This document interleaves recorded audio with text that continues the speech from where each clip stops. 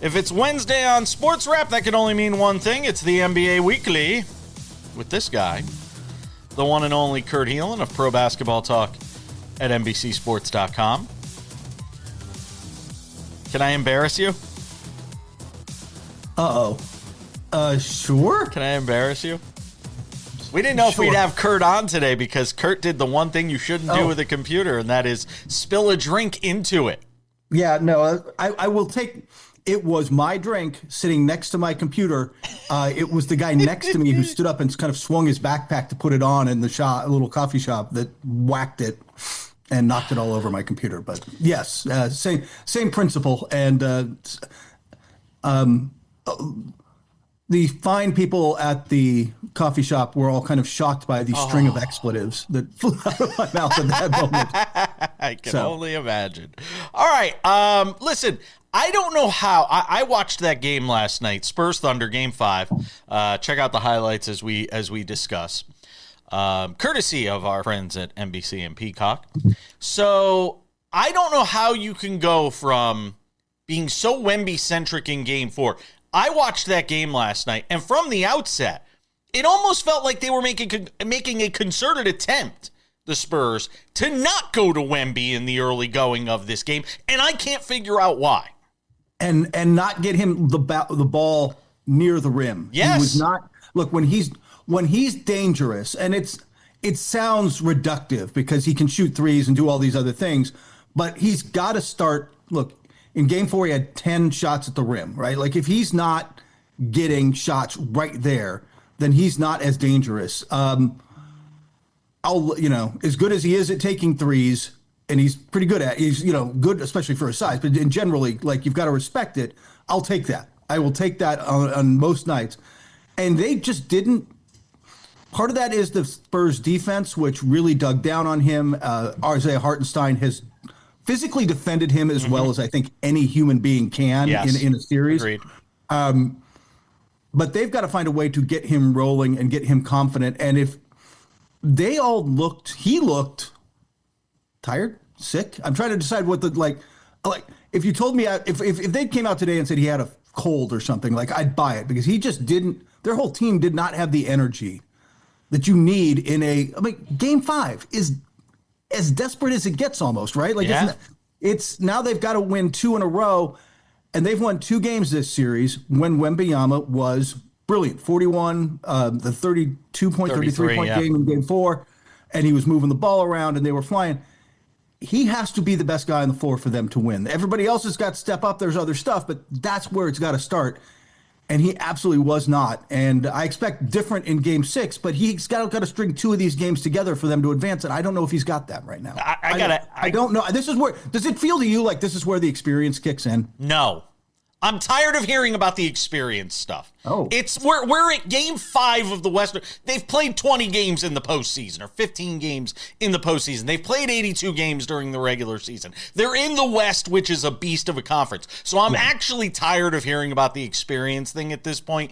They roll the balls out on the court. The guys go out there and play. So I'm tired of hearing about the experience. I'm not. Now, maybe a little bit with Mitch Johnson, because it's his first time as a head coach in this spot. But I think once you get into the actual game and the flow of a basketball game, I think I'm not calling you lazy. Please don't take this way. No, but I think it's the easy fallback thing to keep leaning on when you can't explain something.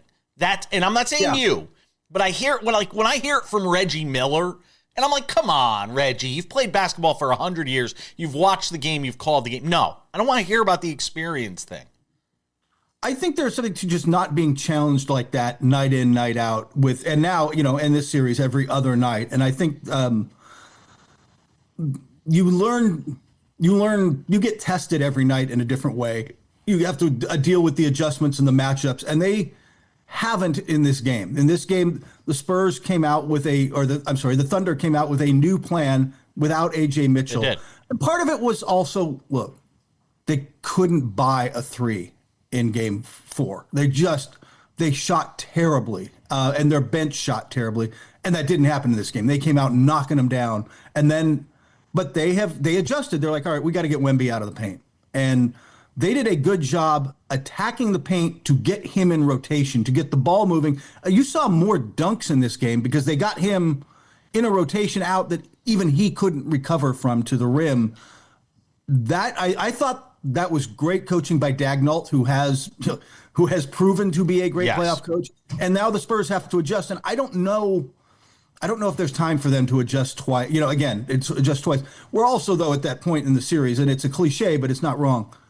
There aren't many more adjustments. Like you now know everybody, you know everything. Now it's going to come down to will and a lot of things, and they didn't show it last night. Jared McCain, explain to me how this. I know they have Edgecombe and Maxey. I get it. Yeah. But explain to me how this guy gets away from that organization when we have watched him be so vital to what the Thunder have been able to do. Not even just this series. In the playoffs, every time he's on the floor, the instant offense he provides. I didn't realize he was this good an offensive player as we've seen him in this series. He has been, I don't want to say a revelation, but to a lot of the country that may not have known him as well, a little bit on Jared McCain. Right. Well, he was really impressive out of Duke. I mean, he went to Duke. This is a highly recruited guy. Yeah. You don't just get into Duke unless you're Adam Silver, apparently. No, you don't. Like, he was highly recruited. He's very good. And he had a really good rookie season on a very bad team with Embiid out and guys just missing time. And they thought he was the future, but because of the bad season, they end up with VJ Edgecombe in the draft, and he was banged up, Maxey. Yeah. But this is, let's be blunt. And I have made the Daryl Morey jokes. I made them online last night. Ownership came to Daryl Morey middle of last season, said, this team isn't good enough to pay the tax. Get us below. This was the single move that got them below the luxury tax and got them a pick that got them below the luxury tax. And that's the money savings. And that's the decision that was made. There might have been other ways. I'm sure there were other ways to do that. And looking back, maybe they would have liked to have taken one of those other paths right now, because I would rather have that three-headed guard monster and have to figure out how it works. Kurt Helin, Pro Basketball Talk at NBCSports.com. We'll talk about my Knicks and a whole bunch more going on around the NBA. It's the NBA Weekly on SportsWrap. So let's talk about my Knicks. I've come around. Listen, you've come around, but I've been telling people this. I get interviewed every Monday on this classic rock station in Connecticut that loves to talk about sports on their morning show, and they always have me on every week, and they're like, so Knicks are going to win the NBA championship. I'm like, pump the brakes. I said, if they get this, I had Bruce Beck on from NBC4 New York yesterday on the show. He's covered New York sports forever. I said, look, if they get the Spurs, I think they win the NBA championship. I do. I told you this before the season, before the postseason started. I have been very steadfast in my belief that everything in this postseason was matchup predicated for the Knicks. They got the perfect glide path to the NBA Finals by getting Philadelphia, not getting the Celtics, by getting Cleveland, not getting the Pistons. And if they get the Spurs, I think they win a championship. If they get the Thunder, I think they're out in 6 at best. I think it's a 6-game series. I don't think they match up well with that team. I don't care what they've done through the last 11 games of these playoffs, Kurt Helin. Yeah. The step up in class cannot be overstated if they get the Thunder in the NBA Finals. Okay, I will end up picking the Thunder as well, whatever that is, but I think they've got a puncher's chance, especially against a Thunder team that will be without AJ Mitchell. I'm hearing the calf is serious enough that if he's back in the finals, it's deeper in the run. We'll see about Jalen Williams. They keep calling him game to game, but that's the second time he's strained that left hamstring. Like that's not good. I think though, if they're 8 deep right now, because Landry Shamet has stepped up, because Deuce McBride is playing so good off the bench, they have really found a groove, and they found two things: a versatility in their offense where they can use Karl Anthony Towns as the hub. They couldn't really against Cleveland because Evan Mobley and Jared Allen make that very difficult. Those are two very good defensive big men. So they said, all right, well, let's just go back to hunting.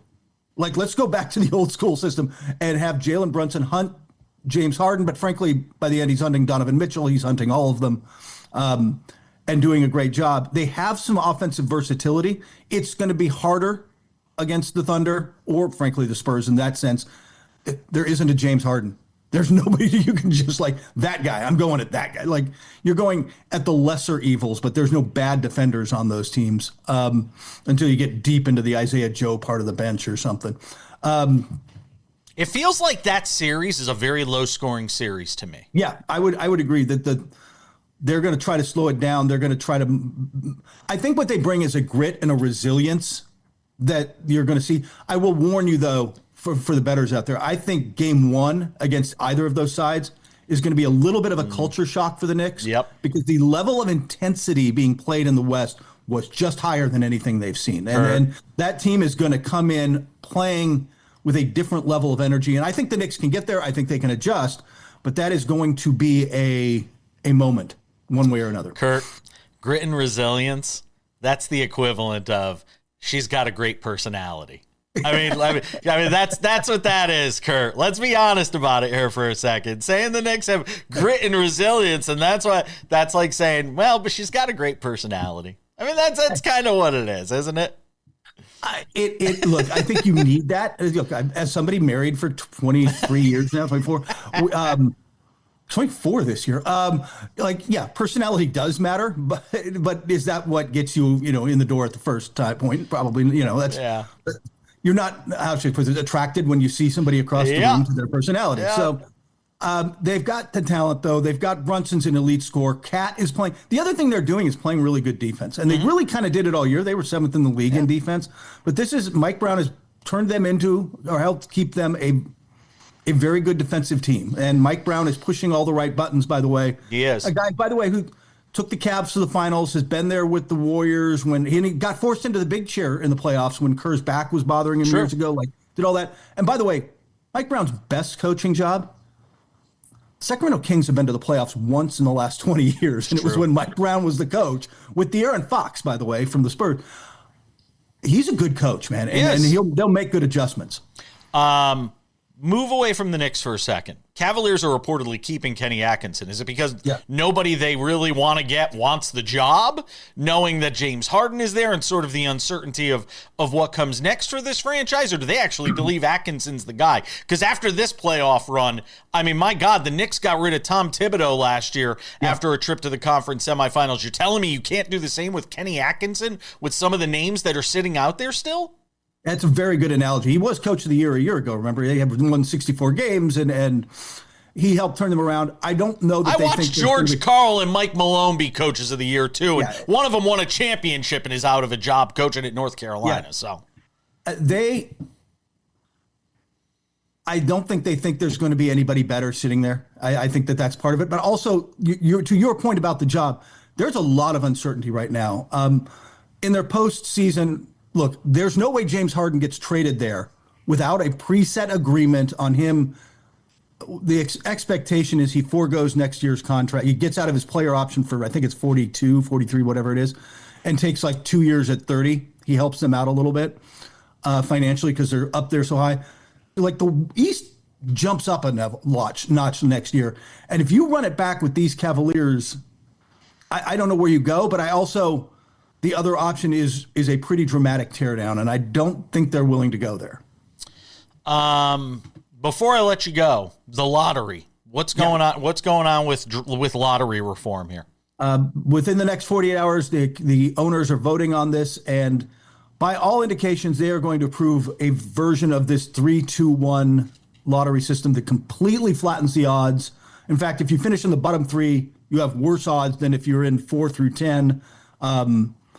The quote-unquote relegation zone, which is a term I hate because it's not relegation. That's nobody's getting sent to the G League out of this. But I think it will be effective in the goal the NBA has set out for it if it gets approved, which is reducing tanking. But I think it has unintended consequences that are coming hard. And the first one of those is going to be when you flatten the odds. If you did that this year, Golden State would have had the same odds as the number 1 pick as Washington. if you did that this year. Yep. Same with the Clippers. Yep. If somebody like, and by the way, the Thunder have about 8 trillion picks in the next few years. They have 13 first-round picks in the next 6 years. Yeah. When one of those jumps up and they get a top 3 pick to add to this, or whatever, can you imagine? Can you imagine if they were getting Boozer or DeBonta this year? When that happens in a couple of years, there's going to be, what did we do? So I just think my issue with this whole thing is you're getting away from the point of a draft, which is to redistribute talent, to get the best players to the worst teams, to start balancing out the league. And when you do this kind of stuff, you mess with it. Becky Hammon. Becky Hammon not backing down on her comments on Jalen Brunson. Which is, look, I kind of get on one sense how you got there, in the sense of like, man, he's an undersized guard. You're going to be able to target him. There comes a point where you're like, maybe it's just different. Maybe that this situation is different. He has been everything you could hope for and more in a lead guard on the court. And I don't, even if they lose in the NBA Finals, I don't think it diminishes Brunson's legacy or status in the least. He will be a New York legend forever for what he has done, and what he has done off the court, leading this organization, taking massive pay cuts.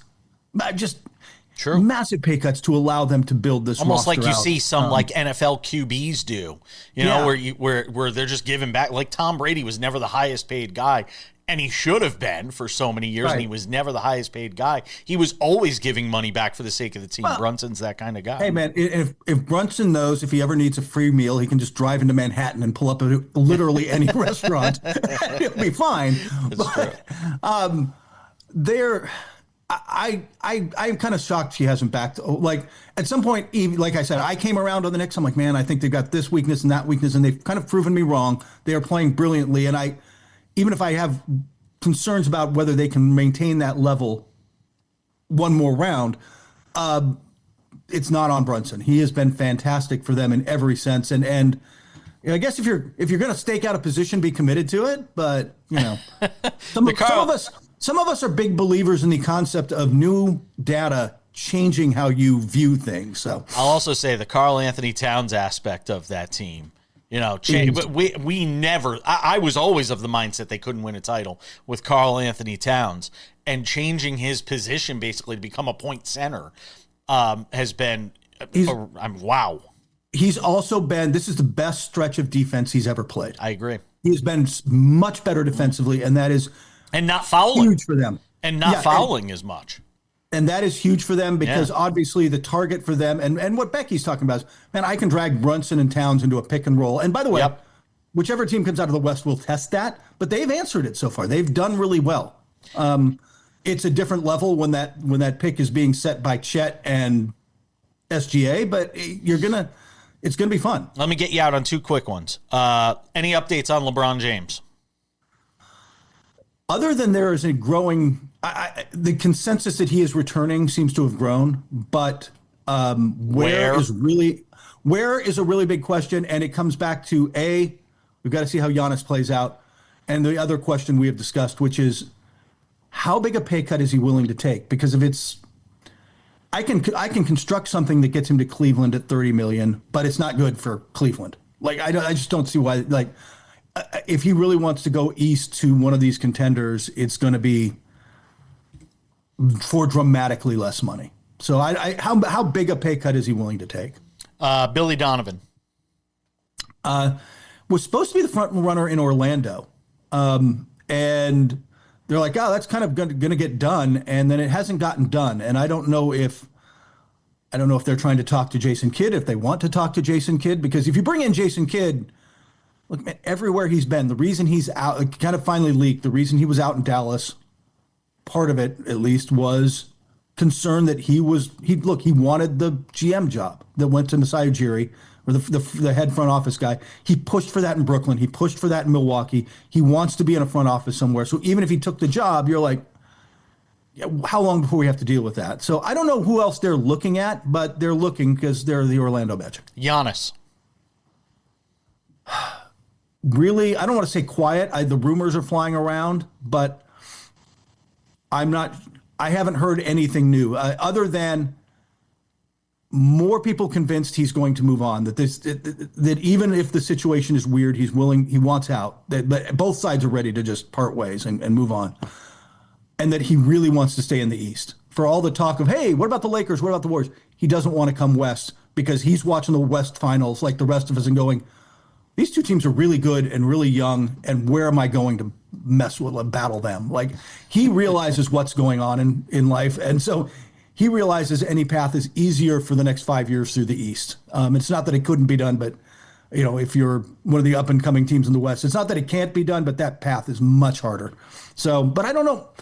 Is that Cleveland? There's hope in Milwaukee from some fans that he stays, but I'm not convinced that this isn't done there. I just don't know where he goes. That's Kurt Helin, Pro Basketball Talk at NBCSports.com. Check him out there. That's also the NBA Weekly here on SportsWrap. Thank you, Kurt. Thank you, man.